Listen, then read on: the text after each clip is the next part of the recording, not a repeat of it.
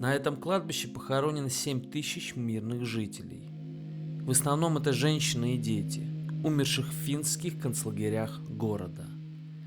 Надпись на постаменте с лицевой стороны: «Вечная память жителям Карело-Финской ССР» и Ленинградской области, погибшим в концлагерях Петрозаводска в годы Великой Отечественной войны. Петрозаводск был оккупирован финнами.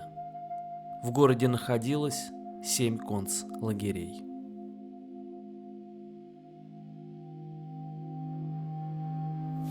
Всем здравствуйте, меня зовут Ильичев Антон, я руководитель волонтерского проекта «Твоя душа». 6 лет подряд я приезжаю на это кладбище. Здесь есть заброшенные могилы, за которыми я слежу. Сегодня я навестил захоронение ребенка. Похоронена девочка.